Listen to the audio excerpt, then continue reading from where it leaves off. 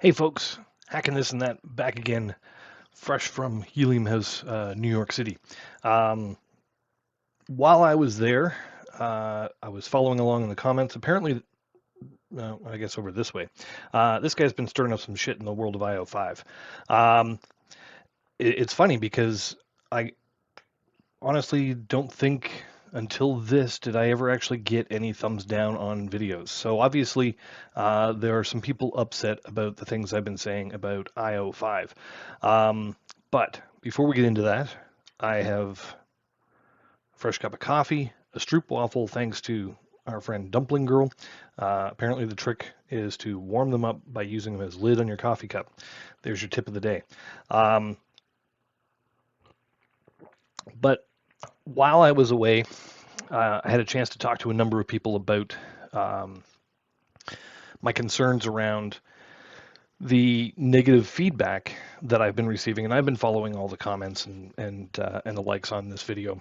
And the the thing that I'm really worried about the most is how many people, and maybe they're not all from the Helium community, don't understand how data flows across the Helium network, and as such makes this nearly impossible.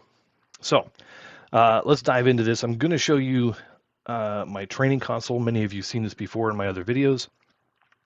I have my trusty LHT65 version 1 because it's got the headphone jack, not the USB.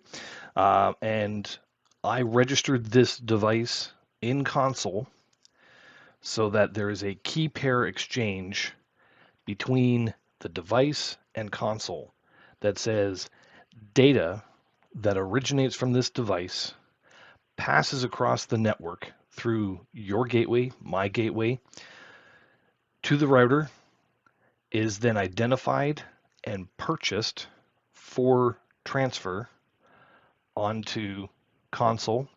And then from console, I can decode it, transform the data, push it into an integration, and feed an application or a notification based on the activity from this sensor. It is that relationship between the device and console that I don't think enough people understand. So, um, when you register your device, you create this key pair. Note there's a key. That key is used in the handshaking relationship between the data that's coming through the hotspot across the airwaves, like normal wireless does, to the hotspot. The hotspot only understands one route of delivery. If you've ever set up a data only hotspot, you would see the part where you have to load gateway gateway RS. And I'm referring specifically to the Dragino LP, LPS8, LDS8. Either way, LG. Yeah, there's a couple of them now. Anyway, the Dragino data only hotspots actually require you to load the Helium Gateway RS software on there. This limits where that data goes to. So it can't go off to some other LNS unless there's a partnership between that network and the Helium network. That does not exist with I05.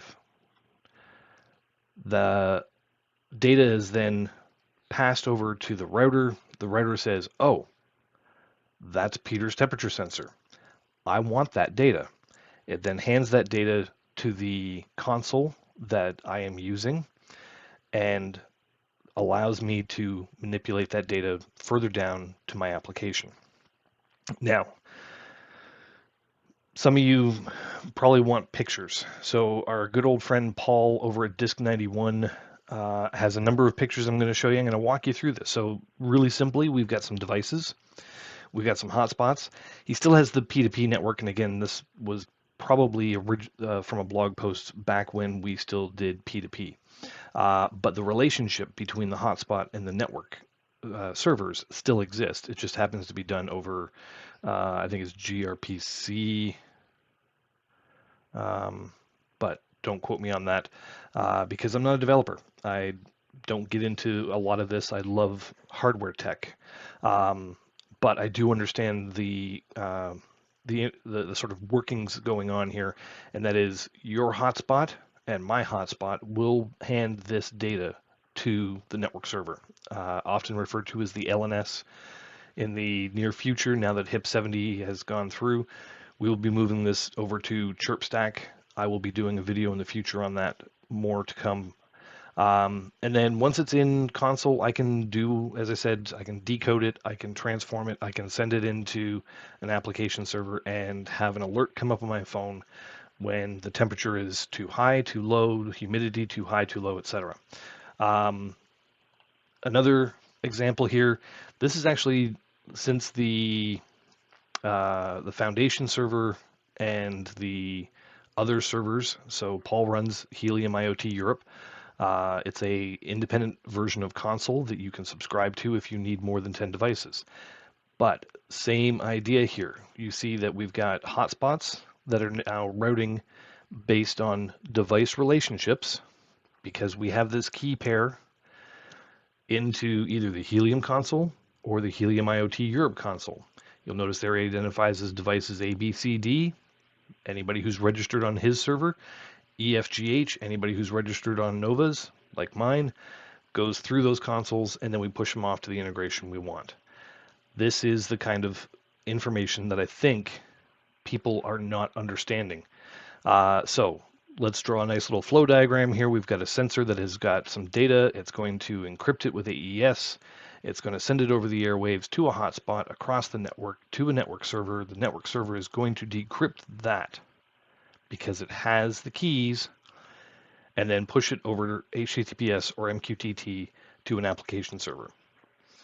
Nowhere in this ecosystem does a Bluetooth device magically flow across the network and thus cannot burn DC. Interesting position that I05 has taken, saying that they are the largest single consumer of data credit with no evidence because it can't be done. So while I was away, somebody also shared with me the latest information on the downconverter. And again, I've talked about this in the past. It's a wonderful device powered by rainbows and unicorns. So I05, maybe in response to my prodding, maybe in response to the general community prodding, has decided to release the downconverter datasheet. This is quite comical because in my last video, I accused them of a lot of copy paste. So much so that they decided to do it again. So here we are talking about the modules that are in it. Again, you're seeing Bluetooth, LoRa capabilities because apparently it can take the data transmitted on one protocol and convert it into another. I won't say that that's impossible because I have found this device. But what you won't find on here is any mention of DECT 2020. Got to remember, I am not trying to disprove the evidence about any of the existence of this hardware or its application. What I am trying to disprove is that a company that is based on the concept of building this DECT 2020 NR plus 1.9 gigahertz 5G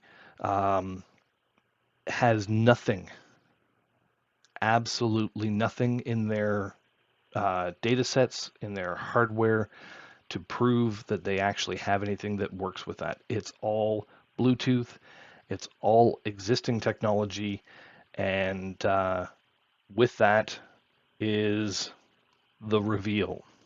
Here is the down converter, which ironically doesn't look like the down converter in the store, because now we've got 3 antenna, a serial USB powered Um, I'll tell you that that bottom right section that doesn't have a connector, but looks like it should have a connector soldered in there next to the serial port, that's an Ethernet port. The Halo chip just above it, that is a Ethernet chip. Because technically this thing is a gateway. And I say that because it is available on the market, just not mass production. They're offering samples for it. But before I go running over to show you what I found, let's do a little more looking here. Um, the BT840XE with the Sky 66112PA, and I will tell you that there are bad copy paste, maybe even bad just typos in here. Some of the part numbers don't exist because they were typed wrong. Um, you'll notice that the Sky 66112 is a Sky 65313 in this image. Um, so then there's a bunch of more techno garble because that's what they're trying to do is garble your brain so that you think you have enough information, but you don't actually because there's gaps. And that's the hard part about what I'm doing. I'm trying to prove the non-existent part of their narrative. And that's really difficult to do when you're trying to say, but there's something missing here. You've got this and you've got this, but explain this. And then they turn around and go, oh, go read the light paper, which is light for a reason because it's lacking any more detail. I covered that in the last video. So I want to scroll back up here again. Using the wonderful power of Google reverse image search, I took this image and I searched it. And lo and behold, I found it.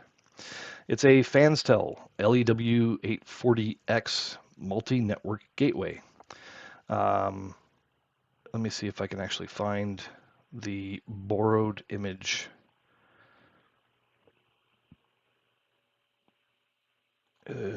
Nope.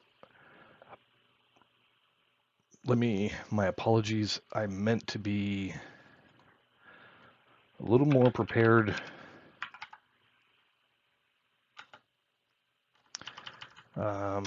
Than this because I hate dragging you all through this. Um,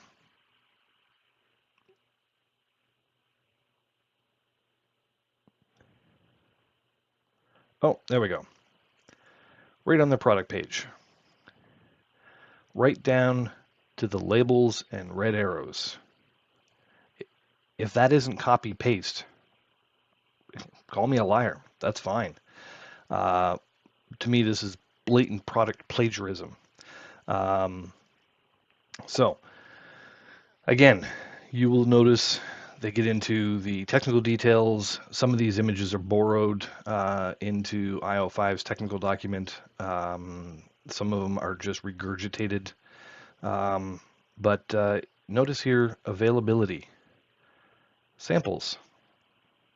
Now maybe Vanstel hasn't updated their website yet. Maybe these are readily available. They again still don't do what I05 claims them to do.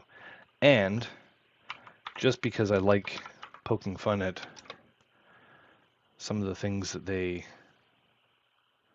propose, and again, this isn't about economics or tokenomics, but where's that down converter? Indoor down converter. $280 for a little silver box. You can get these as low as $50, depending on which features you want. I'm going to assume that the more you strip out of them, like Ethernet, if you go back to this picture, the absence of Ethernet, so 400% markup, that, maybe even more, maybe even 500% markup. Anyway, sticking to the evidence of technical features, this is not a downconverter. It is a multi-protocol gateway that can receive lots of data on different protocols, but in the end, it still needs to forward that over to a network server. So I'm happy to keep digging into anything these people can dig up. But as I said, I'm doing this not to just pound the crap out of them because I think they're, evil doers. I think they are evil. I think they are exploiting people. But my biggest concern is that they're exploiting the Helium network community. And I have spent the last year plus involved in that. Consider them many to be friends. I've tried to help them through their projects. They've helped me through my projects.